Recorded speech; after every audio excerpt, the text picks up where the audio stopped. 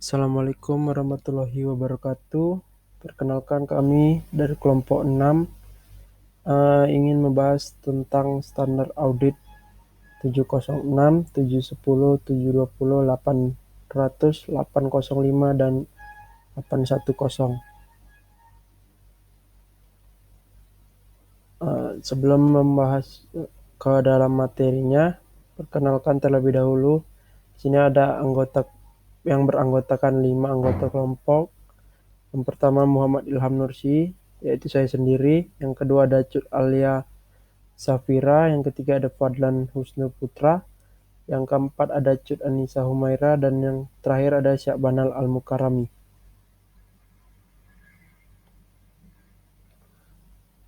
Untuk pendahuluan, audit laporan merupakan penilaian atas suatu laporan keuangan milik perusahaan atau badan hukum lainnya, termasuk pemerintah, sehingga dapat menghasilkan suatu pendapat yang independen tentang laporan keuangan yang relevan, akurat, lengkap, dan disajikan secara wajar.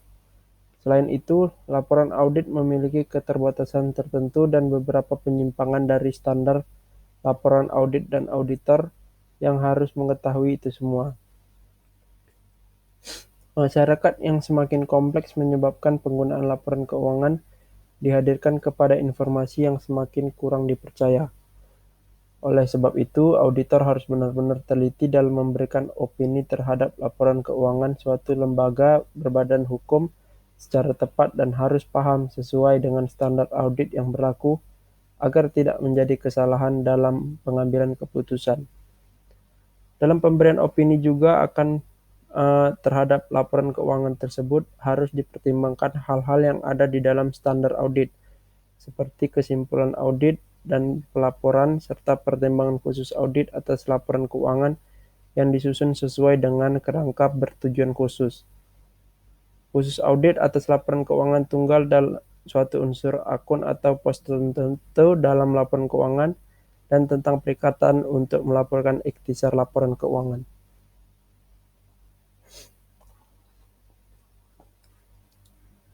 Yang pertama itu ada standar audit 706 yang membahas tentang penekanan suatu hal dan paragraf hal lain dalam laporan auditor independen.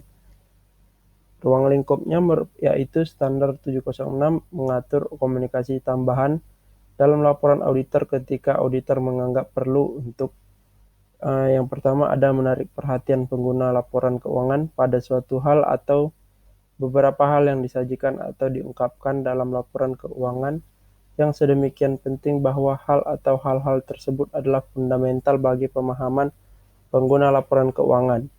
Atau yang kedua, menarik perhatian pengguna laporan keuangan pada suatu hal atau beberapa hal lain yang disajikan atau diungkapkan dalam laporan keuangan yang relevan bagi pemahaman pengguna laporan keuangan atas audit, tanggung jawab auditor, dan laporan auditor.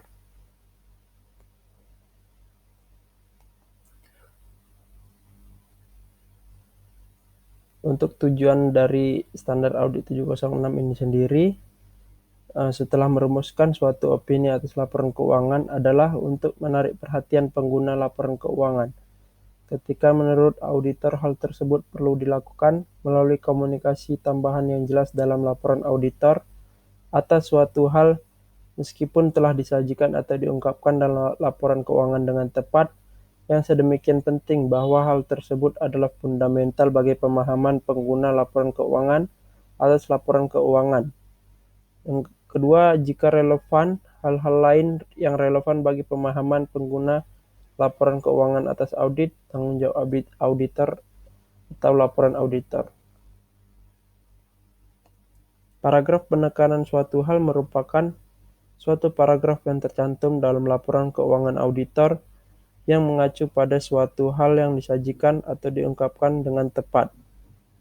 Sedangkan paragraf hal lain merupakan yang tercantum dalam laporan auditor yang mengacu pada suatu hal selain yang disajikan atau diungkapkan dalam laporan keuangan yang menurut pertimbangan auditor relevan bagi pemahaman pengguna laporan keuangan atas audit, tanggung jawab auditor, atau laporan auditor.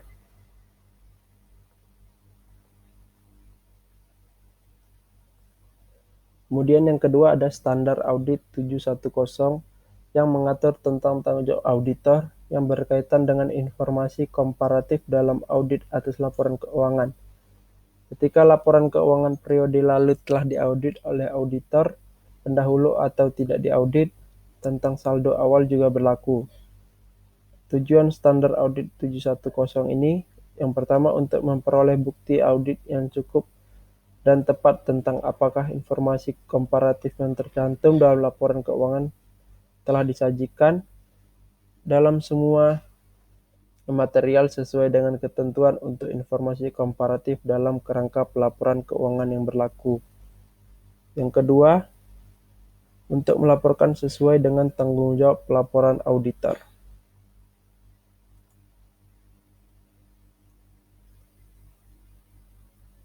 Kemudian di sini ada 3 poin penting. Yang pertama itu informasi komparatif yang merupakan angka-angka dan pengungkapan yang tercantum dalam laporan keuangan yang berkaitan dengan satu atau lebih periode lalu sesuai dengan kerangka pelaporan keuangan yang berlaku. Yang kedua, angka corresponding yang merupakan informasi komparatif yang angka-angka dan pengungkapan lainnya untuk periode lalu dicantumkan sebagai suatu bagian integral dari periode kini dan dimaksudkan untuk dibaca hanya dalam hubungannya dengan angka-angka dan pengungkapan lainnya yang berkaitan dengan periode kini. Yang terakhir ada laporan keuangan komparatif, yaitu informasi komparatif yang jumlah dan pengungkapan lainnya untuk periode lalu dicantumkan untuk perbandingan dengan laporan keuangan periode kini. Tetapi jika audit informasi komparatif tersebut harus diacu dalam laporan auditor.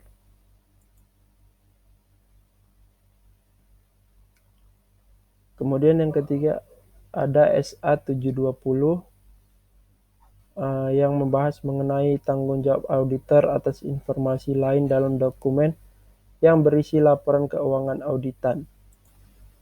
Standar audit ini mengatur tanggung jawab auditor atas informasi lain dalam dokumen yang berisi laporan keuangan auditan dan laporan auditor terkait.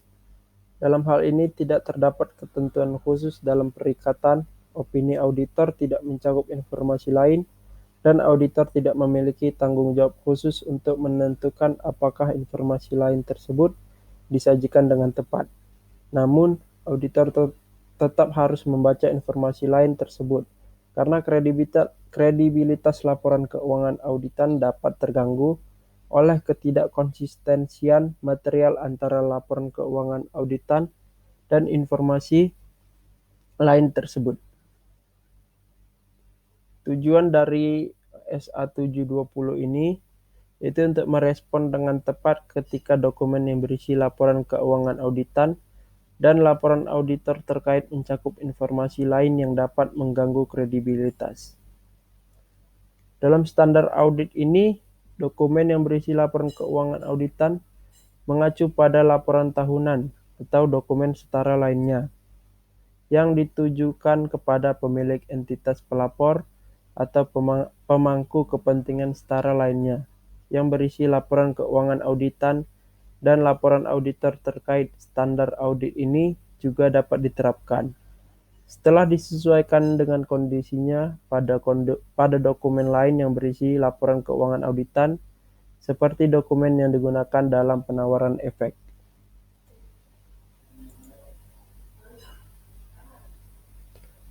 Kemudian yang keempat ada Standar Audit 800 yang termasuk dalam bagian area khusus yang membahas tentang audit atas laporan keuangan yang disusun dengan kerangka bertujuan khusus. Ruang lingkup standar audit ini mengatur pertimbangan khusus dalam penerapan SA 100 sampai dengan 700 dalam audit atas laporan keuangan yang disusun sesuai dengan kerangka bertujuan khusus. Standar audit ini ditulis dalam konteks satu set lengkap laporan keuangan yang disusun sesuai dengan kerangka bertujuan khusus. Standar audit ini ditulis dalam konteks satu set lengkap laporan keuangan yang disusun sesuai dengan kerangka bertujuan khusus. Standar audit ini tidak menghilangkan ketentuan yang tercantum dalam SA-SA lainnya, dan juga tidak ditujukan untuk mengatur seluruh pertimbangan khusus yang mungkin relevan dengan kondisi perikatan.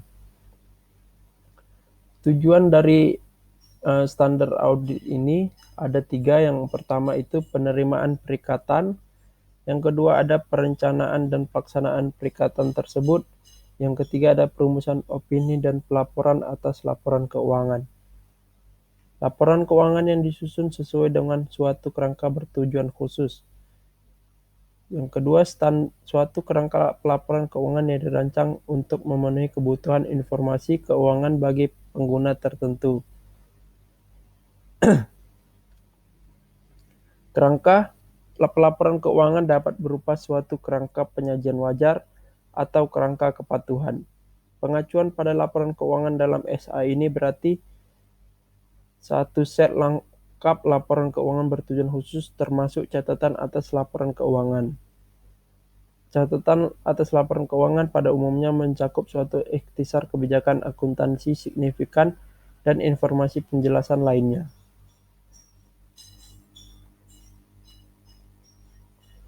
Kemudian yang kedua ada standar audit 805 yang mengatur tentang audit atas laporan keuangan tunggal dan suatu unsur, akun, atau pos tertentu dalam laporan keuangan.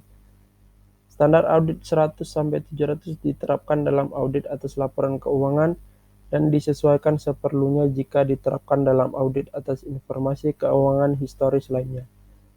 Standar audit ini berkaitan dengan pertimbangan khusus atas penerapan standar audit tersebut untuk suatu audit atas laporan keuangan tunggal atau unsur, akun atau pos tertentu dalam laporan keuangan. Laporan keuangan tunggal atau unsur, akun atau pos tertentu dalam laporan keuangan mungkin disusun sesuai dengan kerangka umum atau kerangka khusus. Jika disusun sesuai dengan suatu kerangka bertujuan khusus, SA 801 juga berlaku untuk audit tersebut. Standar audit ini juga tidak berlaku untuk laporan auditor komponen yang diterbitkan sebagai hasil pekerjaan yang dilaksanakan atas informasi keuangan suatu komponen atas permintaan dari tim perikatan grup untuk tujuan suatu audit atas laporan keuangan grup.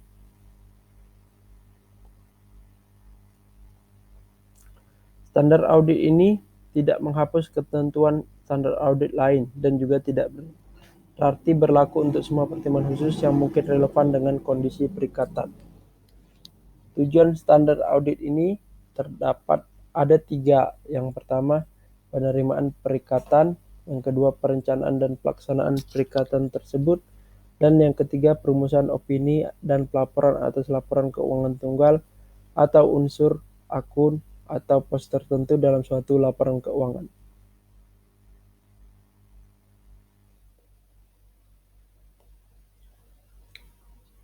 Dan yang terakhir ada standar audit 810 yang membahas tentang perikatan untuk melaporkan ikhtisar laporan. Jadi standar audit ini mengatur tanggung jawab auditor yang berkaitan dengan perikatan untuk melaporkan ikhtisar laporan keuangan yang berasal dari laporan keuangan auditan sesuai dengan SA atau standar audit oleh auditor yang sama. Kemudian dalam standar audit 810 ini mempunyai tujuan yaitu untuk menentukan apakah tepat menerima perikatan untuk melaporkan ikhtisar laporan keuangan.